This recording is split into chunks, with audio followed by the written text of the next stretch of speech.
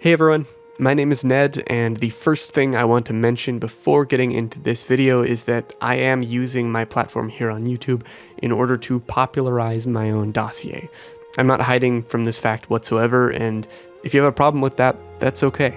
I saw how the last creature vote turned out, and while I didn't participate in it myself, my position was always that using a platform like this to popularize something that you want to see is perfectly fine. At the end of the day, all of you watching this video are the ones voting and making the decisions for yourselves individually, and I'm doing all that I can to spread awareness of this creature and talk about it because I really want to see its unique abilities in-game, even if it's not in the form of the Myotragus itself. If this creature sounds interesting and you like what I'm pitching in this video, then please do vote for it using the links down below. All you need is an account on the Survive the Arks forums, and then you can head to my post and click the upvote button in the top left. Keep in mind you can also vote for multiple creatures, and so you don't just have to pick one. There are tons of other really cool ideas, so I recommend looking through those as well. So with that said, I'd like to introduce you to the Myotragus Sensorum. I created the Myotragus Dossier along with two artists, DarkEdgeTV and Sami of Brero, who you can find on Twitter here. These two incredibly talented artists really brought this thing to life, and I was able to combine the art commissioned from them into a dossier in order to flesh out the concept for something with a very unique ability that hasn't really been seen in ARK before. So let's get into it. I'll go ahead and read the dossier and then talk a little bit about what the creature does after the fact, and then illustrate some of how its abilities could practically work in-game. It can be nice to come up with a bunch of ideas for things, but until we actually show how they would be implemented, the ideas aren't all that useful, so here's the dossier. On the surface, Myotragus Sensorum looks like a regular mounted goat. Upon closer inspection, however, this creature is a lucky thing to come across. In the wild, Myotragus Sensorum is passive, though defensive when attacked. Myotragus are capable of scaling the steep slopes of the mountainous regions. This verticality, combined with their high fortitude when in the presence of certain resources, makes them a dangerous foe if they're attacked in areas containing high quantities of materials, often useful to survivors. The sharpened horns of Myotragus allow them to pierce the flesh of creatures and survivors alike, causing them to bleed. Combined with this, Myotragus are about as large as an adult survivor. Thus, it is wise to avoid violent confrontation with Myotragus unless necessary. Perhaps the most unique capability of Myotragus is its strange propensity to sensing various local resource deposits along with creatures in a given area.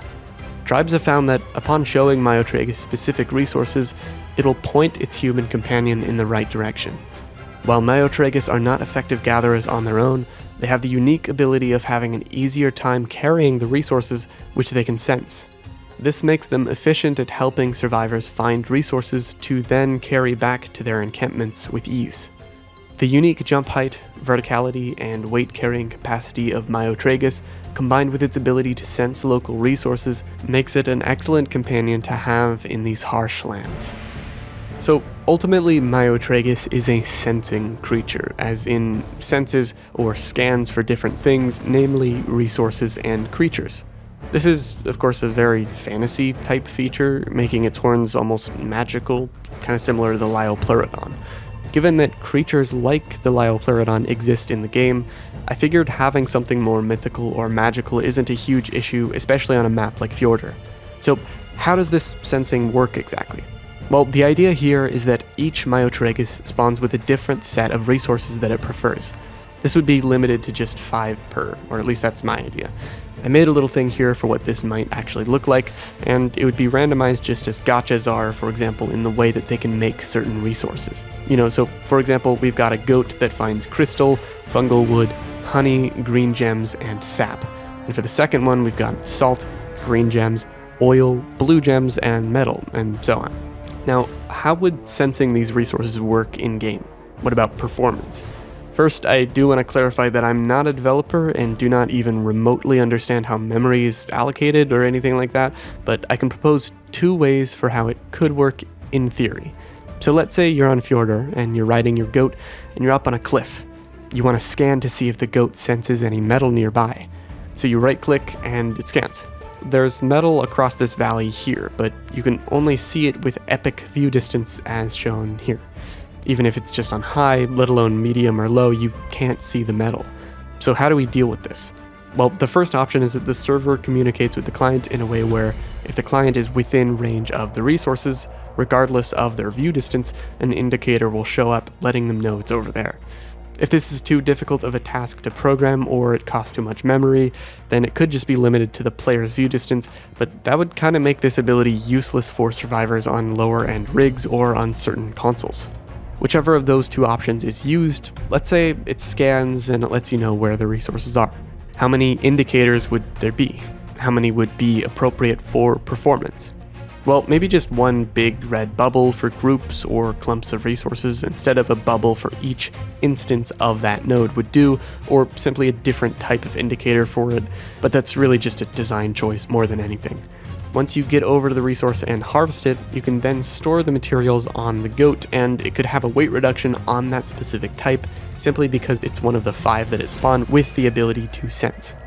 Okay, so that's resources, but what about creatures? This, for many, is probably the more useful feature, and it makes sense.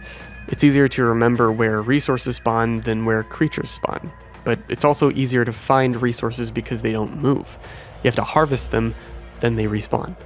Luckily, through all of my testing, creatures don't actually render in based on the view distance. Instead, it's a set distance whether you're on low or epic. This at least solves the problem of handicapping certain players based on their hardware, but that set render range for creatures is actually a lot smaller than for resources, and so the feature would be a lot more useful if it could sense creatures that are outside that range. Whether that would be immensely taxing on the server or client, I'm not entirely sure again, but that is one way to make this thing especially useful for scanning a large area, as opposed to just an area that you'd otherwise probably be able to spot the creature in without the goat itself. And just really quick, the goat could, for example, have just 5 creatures that it is able to sense. That way you'd be inclined to tame a lot of them, instead of just one that could sense everything. There are a whole lot of other features which I've pitched in the creature vote post and the dossier, like the goat's jump height, ability to climb steep slopes, the fact that it would be the only other creature except for the Ovis to drop mutton, and its bleed damage effect on its horns. There are even more ideas. Dark Edge TV, the one who actually modeled the original render of the art, suggested that its range be leveled up in a stat, kind of like how light pets have different stats compared to regular dinos in their range, capacity, or regen. We might suggest that Myotragus could be tamed in some way centering around the resources it likes, almost like a Mosscops, but yeah, as much as I want this thing in the game, all of these are just sort of concepts and would be very subject to change by a wildcard, even if Myotragus did in fact win. Whether or not Myotragus is chosen, I'm just really happy that we get to come up with cool and hopefully unique ideas for new creatures to be added to ARK. If you like this idea, again, please do vote for the creature using the link in the description or a pinned comment. That's going to be about it for me, but thank you for hearing out my creature pitch, and I hope to see you in the next video. Bye everyone!